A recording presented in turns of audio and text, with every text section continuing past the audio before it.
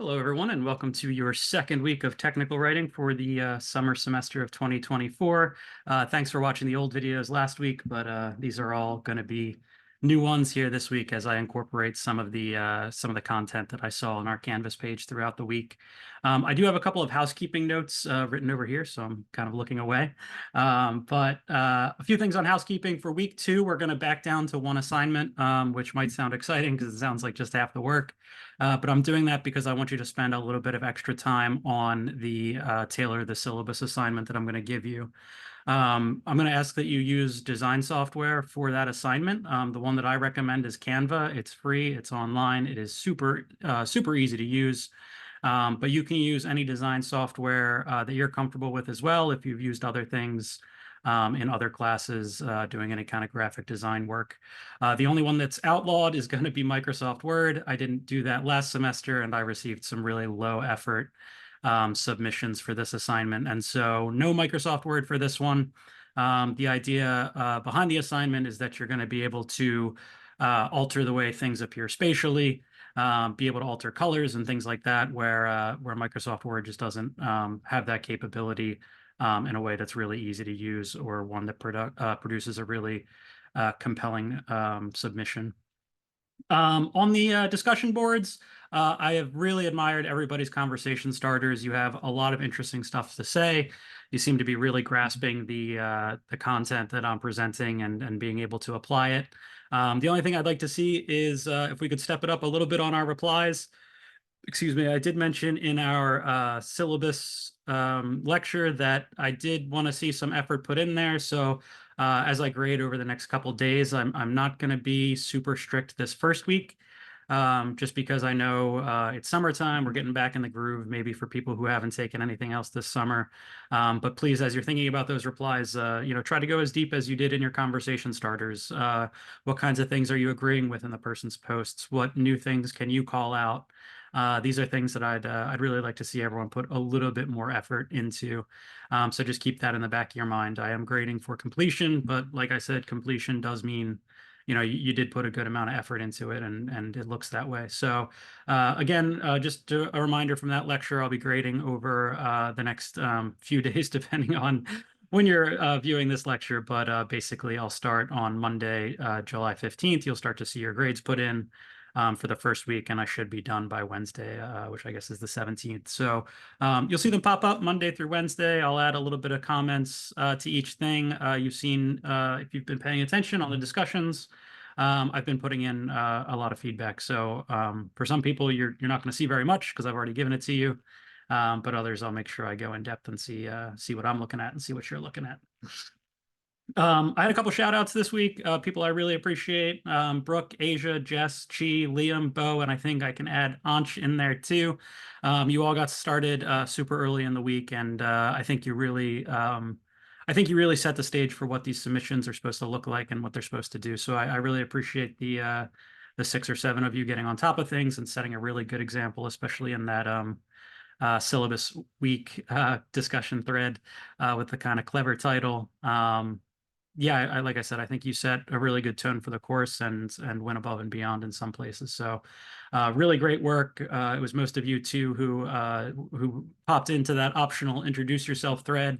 And I discovered we have psychology majors, comp sci majors, chemistry, applied mathematics, ESL, finance, sociology. So we have a lot of you who are going to be using these techniques for a lot of different reasons. And I think it'll make for a really cool course. Yeah, if you need any more direction or any more help tying it kind of to your field, like I said in the syllabus, I'm always accessible. I'm always here. Just so no one feels left out, I just am calling them out because I'm recording this lecture towards the end of the first week. And so some people I know haven't gotten to it yet, which is fine. Like I said, my grading criteria and everything's kind of different. And it's supposed to be at your pace. So take your time with it, but really great work by those people, and for everybody else, just remember, I'm here for you. I'm here to help. I'm here to make things easier. And yeah, the same thing. I can help tie some of this back to what you're studying and seeing also. But just reach out and ask if you need it. So let's get into this week's lecture. I'll go ahead and share. I'm going to share my complete desktop this time. I'm not going to go into presentation mode here because I'm going to kind of jump back and forth between this and my web browser. But this lecture will be just lessons learned reflecting on week one, and we're going to think about what makes effective technical communication. So you've heard me talk about this textbook a little bit before. I'll keep making sure the citation is available. If you want to go and see it. I think I said last week, I really would use it if we had a longer class, but in the 5 week shortened course here in the summer, I don't think we'd be able to get to most of it. But they have a section where they define efficient technical communication, I should say. And here are just 6 kinds of rules of thumb to think about. To have worthwhile content. Worthwhile is kind of your loaded term there. And we'll get to what makes things worthwhile in the next lecture, especially as we think about what makes an expert and what makes somebody semi-technical or non-technical. Sensible organization, again, sensible, probably a little bit of a loaded term. What makes something sensible? I'll try to give you some notes that I like to think about here at the end of this presentation. A readable style, effective visuals, effective page designs. Again, those are maybe a little bit self-explanatory. And then supplements and availability in various forms. So that's what we'll go over here, and I'm going to use a few examples from what we saw in the discussion. So the first one is worthwhile content, and they say it includes all and only the information readers need. I think the best example for this was the facial proportions webpage. I think it was Liam who shared this one with us. But I really liked the way that this was laid out in terms of worthwhile content. Each step is very easy to look at, really quickly diagrammed for you. And even when you read the text, it doesn't kind of go on and on. It doesn't go into kind of art theory or anything like that. It just tells you very quickly, we're going to start by drawing this circle. It'll have intersecting lines, and that'll determine the facial features. And I think each step as you go through this website does a really good job of just highlighting, what it means to have the worthwhile content, because you can kind of pick things up very quickly. The other thing to point out here, I really liked, is they say we in each case. Again, you saw in a lot of my replies to people that sometimes technical writing is about those really small details in writing. And I really like the way they use we throughout here, where it almost makes you feel like somebody's right there drawing with you, and it gives you a good sense of almost companionship through the language. So just another thing to kind of think about. Sensible organization. There's a lot of ways to think about that. One is that it guides the reader and emphasizes important material. Again, that's from that same textbook. A good example of this was how to write a plot twist. I forget who shared this one, but I thought it was a really well organized video, and I'll bring it up over here for you. While you're playing the video, we have a little bit of an ad here, but as you go into the video, you can see everything's really organized for you here. Like you can see the intro, what is a plot twist? You get into your types and definitions, 1 technique, 2 techniques, and the story structure. And so I just wanted to call this out. I mentioned in the lectures in the first week that technical writing isn't just about the words anymore. It's not just, how effective are you at typing up something that's clear. It's more this multimodal thing. And I think this is a really good example of somebody who took time with their video and made sure, hey, this is organized really well. And maybe if somebody's just interested in writing about breadcrumbs in a story, leading the audience in a particular way, hey, I can kind of give them the point where I go to that. And so one I wanted to call out for having really sensible organization, and definitely an example you can think about as you get into this week's assignments.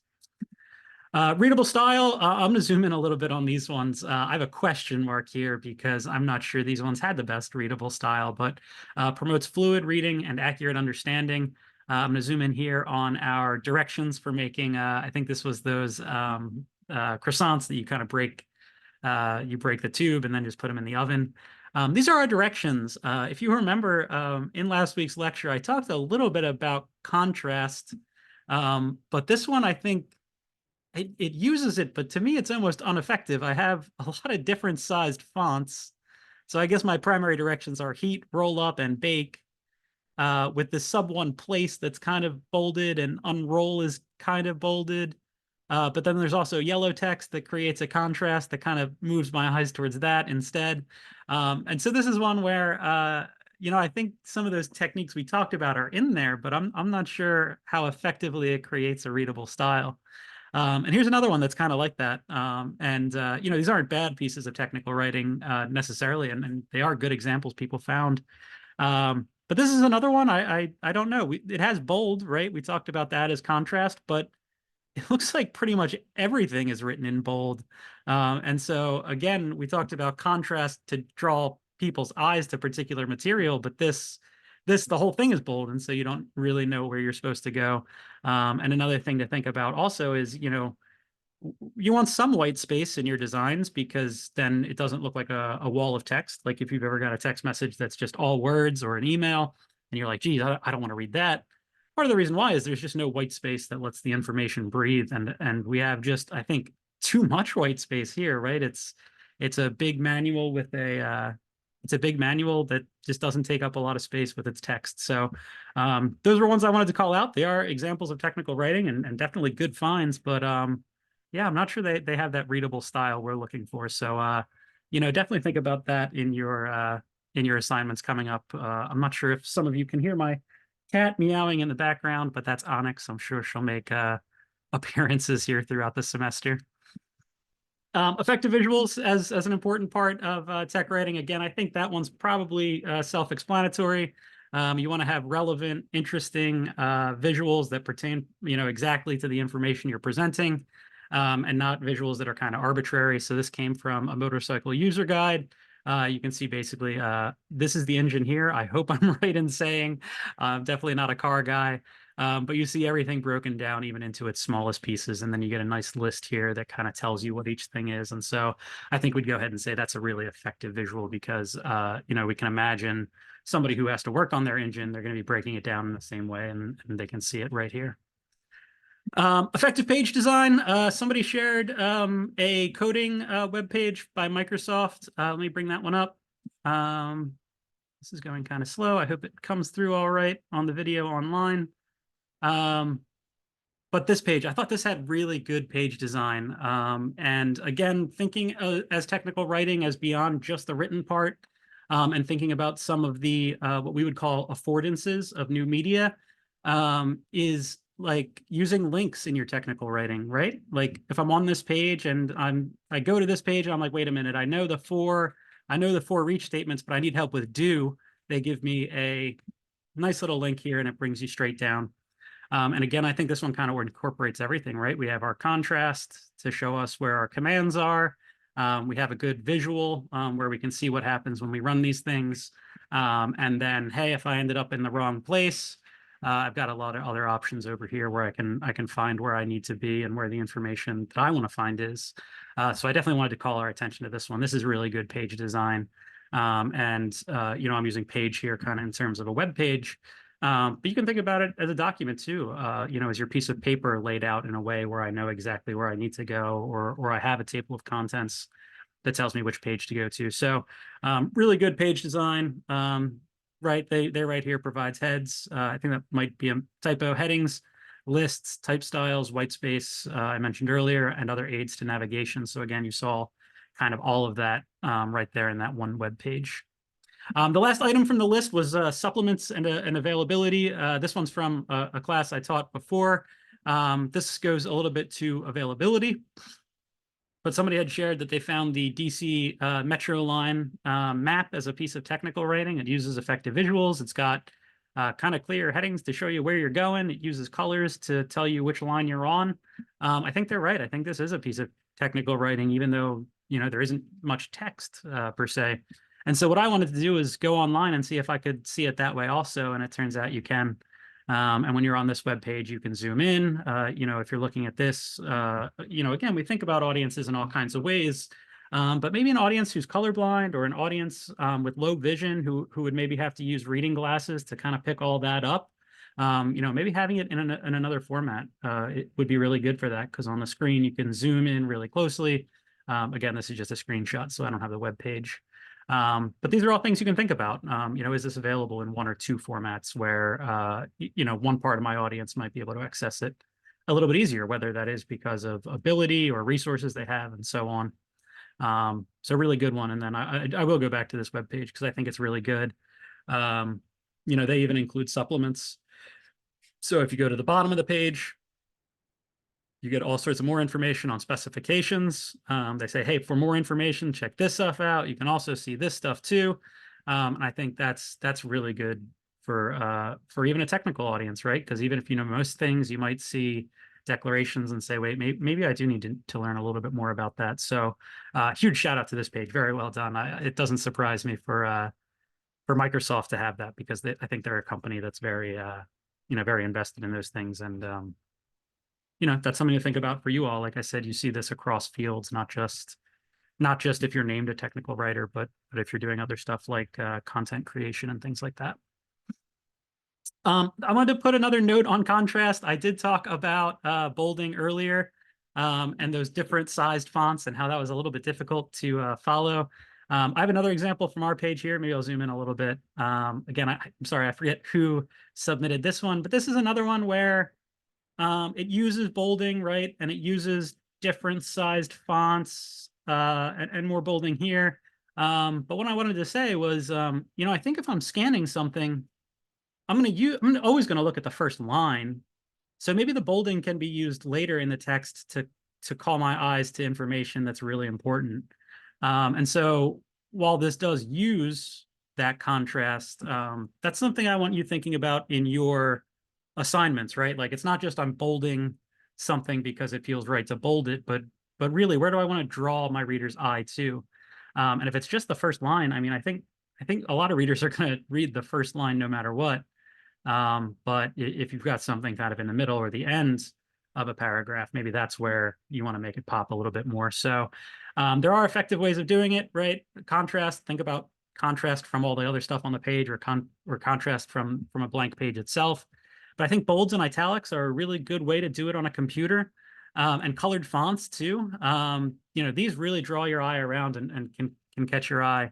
I think some ineffective ways of doing it. I think underlining nowadays is kind of seen as something that can reduce readability a little bit. Sometimes it crosses out a letter. Sometimes it catches the bottom of letters that makes it a little bit kind of blurred. So I think these are the ones you should really stick with. With my only warning to be really think deeply about closely colored fonts, right? Because we know in our audience there's a big potential that we have a reader with color blindness. And so if we use red and black, are they going to be able to see the difference really well, versus, if we use maybe a brightly colored thing. And then, like I said, we're contrasting from the page behind it. And so I'm sure you've all seen where maybe there's yellow font on a white page and it's almost impossible to read because it's just not contrasted enough from its background. So those are just things to think about as you go into your assignment this week. Yeah, just some notes I have and from a little bit from what I've seen on our discussions as well. And then a last note on page design, something I like to think about when I'm looking at whether it's a document or a web page is called grids. This group here, Nielsen Norman Group, does all sorts of user experience research, which is very tied to technical writing and technical communication, in my opinion, at least. And one of the things they talk about is adopting a really good grid, one that makes sense for different screen sizes. And again, if we're thinking about a document, it's kind of the same way. But here's how I evaluate a document or a web page. So, you see columns where like info is really organized and I can see exactly where my eye is supposed to go. Sometimes it's modular. Sometimes they're all the same size. I think more often you see this now. So if you've ever been to like the New York Times website or the Wall Street Journal, you'll have like your top story here, maybe some interesting things here, and then other big stories below it. These are just really effective ways to kind of chunk your information and make sure it's like, hey, like I know this big one is going to be the top story. And it's something to think about in your documents as well. To give you an example, I think YouTube does this really well, right? We see really clearly the video is kind of in this grid box, and that's like the most important part of the page I visited. But we get another grid line here, and on the right side now, I'm going to see all my recommendations. I'm going to see my recommendation for very interesting style. I'll come back to that in the next lecture, but interesting to see that they think I'd be into big octopus pants. But anyway, if you look more at the grid right now, I have my comments is in like a little smaller box. And at the same time, it's all really organized. Like things aren't crossing each other. Um, it's kind of two separate columns, one big one small one, and I know what to make of it. If you wanted to get a little bit more technical, you might say this is one column here. This is where the second column breaks, and maybe we really do have 1, 2, and 3 columns. If you scroll down to the comments, like this comment's easier to read, while this one kind of breaks through. And even though it's a short comment, for some reason it just looks harder to read. That's because they're breaking the grid and not breaking it really intentionally. It's just that's kind of how they set up the page. So yeah, those are all small things you can look for in technical writing. Things I want you to practice. That'll be the point of some of the discussions this week. And then definitely the point of the syllabus assignment. And so, like I said, it's down to one assignment, but really take your time with that one. I'm going to be looking to make sure you're thinking about these things like grids and organization and alignment, in addition to the text that you use. So that's all for this lecture. Thanks as always for listening. And we'll have 2 more lectures this week. Thanks, everyone.